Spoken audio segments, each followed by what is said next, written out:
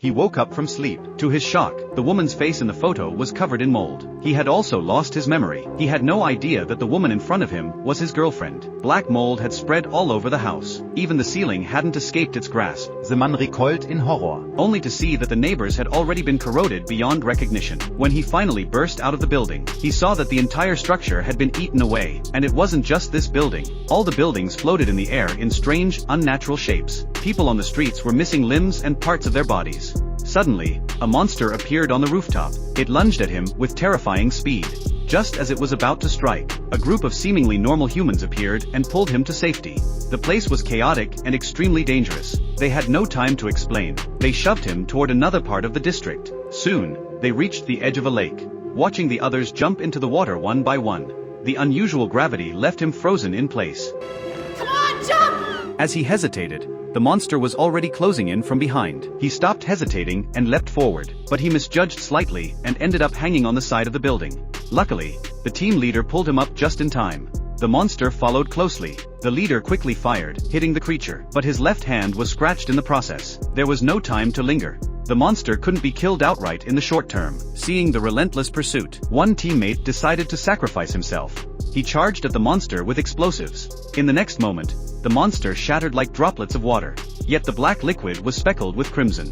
The man clearly hadn't understood what had happened. He didn't know why he was there. He asked the woman if he was already dead. She explained that this was a dream world. The consciousness of all comatose people ended up here. The strange visions were the result of intertwined memories. They passed through inverted buildings and walked along twisted, convoluted paths. They boarded a dilapidated bus. In no time, they arrived at their base. As they got off, others surrounded them, anxiously asking about their condition. At that moment, Captain Yen interrupted the crowd. He instructed Phelan to guide the man and help him get familiar with the base. Apparently, the creatures called Reapers frequently attacked ordinary humans. Everyone here had been rescued by Captain Yen. Later, they all worked together to establish this base. At that moment, the man noticed that the wall of a nearby room connected to a place with a completely different style. Phelan explained that it was a dream within a dream. It could help him recall things from the real world. Spending a few days here would trigger it. Phelan told him to get some rest. A psychic ability test would take place early the next morning. The day's events had already left him utterly exhausted, so he quickly fell asleep. Countless fragments of memory flooded his mind.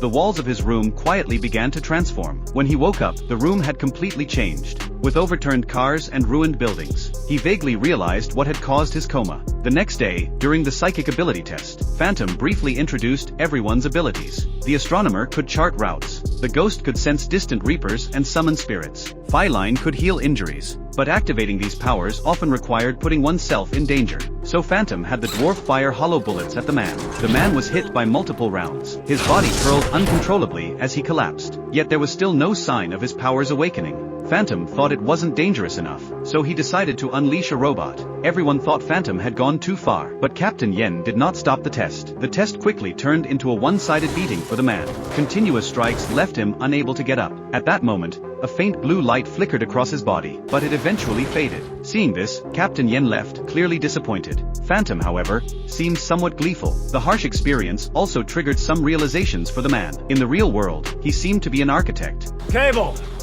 He's on your team now. I don't think we've had an architect here yet. The dream world at night was eerily quiet. Only the Reapers wandered aimlessly, and the architect's dream was clearer than the previous night. He dreamed of a row of hospital beds. He seemed to be trying to escape, but during his escape, he got into a car accident with a woman whose face he couldn't see. At that point, the architect jolted awake. Since his powers hadn't awakened, he could only do manual labor at the base. and endure Phantoms ridicule. Keep working, architect. Want no fucking freeloaders here? The architect looked dejected as he watched the others leave, but Captain Yen suddenly spoke up to reassure him. Psychic powers didn't have to awaken immediately. Perhaps he just needed more time. Time flowed differently here than in the real world. He would eventually have the chance to use his abilities. The architect felt encouraged. He then prepared to follow Phantom's team on their next outing. Though Phantom was extremely reluctant, he still took the architect along under Captain Yan's orders. The group crossed through a dilapidated pasture and traversed a strange bridge surrounded by countless statues. Along the way, the architect kept trying to start conversations. The astronomer had done extensive research on the dream world. He believed that if one could locate their physical body within the dream, they might awaken in the real world. At that moment, the ghost suddenly sensed a cleaner approaching. The astronomer said that although they seemed close, in reality, it would take them another 2 days to arrive. Reapers were actually humans transformed after brain death. They could convert others into their kind through attacks. They could even sense the frequencies emitted by human bodies. So the dwarf invented a resonator that could attract Reapers. It could lure the Reapers and allow them to be destroyed with explosives. By the time they finished talking, they had reached their destination. According to Cable's memory, the guards here would shoot at strangers, so they had to be cautious. Before the astronomer could finish his warnings, Phantom impatiently charged forward. The shadows created by the ghost drew the guard's attention, and Phantom quickly took out one guard. Reluctantly, the team had no choice but to follow. The astronomer had intended to slip in quietly while the guards patrolled, but Phantom threw a grenade directly at the enemies. The alarm blared throughout the factory instantly. The guards who were about to leave immediately turned back to confront them, and launched an attack on the group. But Phantom pressed forward recklessly. He even had Tank cover him while he attacked. After Phantom successfully eliminated 3 guards, Tank was ambushed by other guards. Seeing this, Phelan rushed over and healed Tank. The group survived the fight without serious injury, but watching Phantom continue to toy with the guards, the astronomer angrily rushed forward. He accused Phantom's recklessness of attracting Reapers, but Phantom grabbed him and shouted, If you ever scream at me again, I will break you limb by limb. I am the commander here! Everyone fell silent, frightened. Phantom walked into the factory with Hood and Otherword. Inside, an entirely different scene awaited. A submarine sat steadily in the room. Though they were walking underwater, not a drop touched them. Their target was the torpedoes aboard the submarine. The dwarf and Cable were in charge of suspending the torpedoes from above. The astronomer and the architect pulled from below. At that moment, the resting ghost suddenly moved. Several Reapers appeared in the distance. Seeing the monsters rapidly approaching, Phantom immediately ordered abandoning the dwarf and 2 others, and prepared to evacuate with the rest. Suddenly, the rope from above snapped. Cable fell from a height, holding the torpedo. In the nick of time, a bridge appeared out of nowhere, carrying them safely to the ground. It turned out the architect had finally awakened his power. The group returned to the base safely. Everyone's faces were filled with the joy of survival. Captain Yen said that since the architect could create bridges, he could surely create buildings as well. If he could create an island that belonged to no one's memory, they would never be found by Reapers again. The architect looked at their expectant faces, and reluctantly agreed. So early the next morning, Captain Yen led everyone out of the base. Because of Phantom's poor decisions yesterday, the astronomer took the lead this time. Yet a resentful Phantom blamed the architect for everything. He secretly took a resonator. As everyone eagerly headed toward their new home,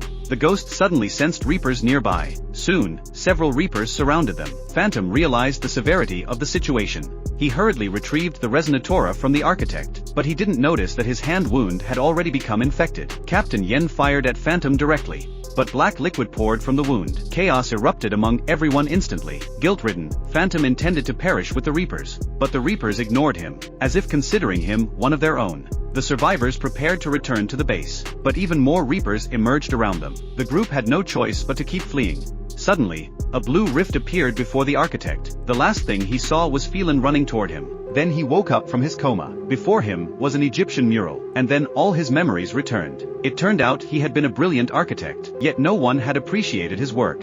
One day, he suddenly received a mysterious invitation. It was an offer to invest in his project. Overjoyed, he hurried with his girlfriend to the appointment. Unbeknownst to him, he had walked into a trap. It was actually a religious organization. Their doctrine involved entering deep sleep and traveling to a completely real dream world. And the leader was Captain Yen himself. He had brought the architect here to build cities within the dream. Looking at a whole row of hospital beds, the deceived architect immediately tried to escape. His girlfriend quickly drove to rescue him, but on the way, they got into a car accident. Both were rendered unconscious and captured again. His girlfriend had also fallen into a coma early and turned into Phelan. To the architect, Captain Yan's idea seemed like a fool's fantasy. He no longer wanted to return to that dangerous world. But Captain Yen threatened the architect through Phi-line. He promised that if the island was completed, both of them could leave. Under the double test of his girlfriend's life and the chance to showcase his talent, the architect ultimately agreed to Captain Yan's demands. As the mysterious liquid was injected into him, the architect slowly closed his eyes. Meanwhile, the rest of the squad was driven to a desperate situation. Just as the Reapers were about to strike them, a bridge appeared out of nowhere and crashed directly onto the Reapers. The architect arrived just in time to save them. The group slowly reached the site for building their new home. Seeing the anticipation on their faces, the architect tried to reveal the truth to them, but Captain Yen arrived and stopped him. Captain Yen explained the real-life situations of each person. Tank had lost his family in an accident, becoming a violent drunkard who would be committed if he left. The ghost had lost her only child, and without Captain Yan's help, she would still be awaiting death in a cold asylum. The astronomer was autistic and couldn't live independently even after leaving his parents. The architect had never been recognized in the real world. His designs were too advanced for anyone to understand. Yet here, all of them could become respected and powerful. Everyone was convinced by Captain Yen, and even the architect began to waver. So he began to fulfill the promise between them. As the architect gently moved his hands, countless blue lines intertwined and gradually solidified. A beautiful arched bridge instantly extended before him. Countless intricate buildings slowly appeared with the movements of his hands. Designs unappreciated in the real world were fully realized here. In an instant, a dreamlike city appeared before everyone. This was Captain Yan's imagined utopia. Just as everyone prepared to move to the island, Captain Yan's expression suddenly changed. He declared that they had discovered the secret, and therefore, they must die. At that moment, Tank's figure began to vanish. It turned out Captain Yen had already arranged for their oxygen tubes to be removed. Though only a few seconds passed in reality, they still had 15 minutes in the dream world. They could not defeat him in the world Captain Yen had created. The only way was to wake up. So the architect hurriedly led them to search for his memories. The lonely ghost chose to stop. She gazed at her attainable dream and then dissipated. The group quickly reached the architect's room. The architect led the two toward the building from his memory. The building remained, but the surrounding scenery had changed drastically. Divided by columns, one side was snowy mountains, the other the deserts of Egypt. Inside the hall, it seemed to lead to a fantastical courtyard. Clearly, the architect's dream had merged with the memories of others. This time-space chaos appeared frequently in every room, but they had no time to admire it. Finally, they found the exit at an Egyptian temple. But at that moment, the astronomer's body began to break down. He collapsed just before dawn. Before they could grieve, Captain Yan's voice came from behind a column. He had been waiting there for a long time. Captain Yen grabbed the architect by the collar. Just as he was about to kill the architect, Captain Yen suddenly raised his hands in disbelief. He saw his own body gradually disintegrating. His greatness and ambition vanished in that instant. The ambusher revealed himself. It was Phantom. Even after becoming a Reaper's, he retained some consciousness. He looked at the two before him and ultimately let go of his obsession, allowing them to leave. They supported each other as they walked toward the temple ahead. The real world gradually became visible in the sky. The architect, upon waking, hurried to Phelan's hospital bed. Memories of reality and dreams intertwined, and they held each other tightly. At that moment, Captain Yan's assistant arrived. But seeing the two supporting each other as they left, the assistant did not intervene. Life went on, and the architect no longer obsessed over designing those advanced buildings. Yet his designs still went unnoticed. Unexpectedly, the organization grew stronger under the assistant's guidance. Phelan had been worried the organization might find them again. The architect briefly reassured her, but the black invitation appeared once again in his hand. The movie ends here. Everyone has the right to choose. To choose the unrecognized, mundane life of the real world, or the dream world where one can shine and be admired by all. If it were you, which would you choose?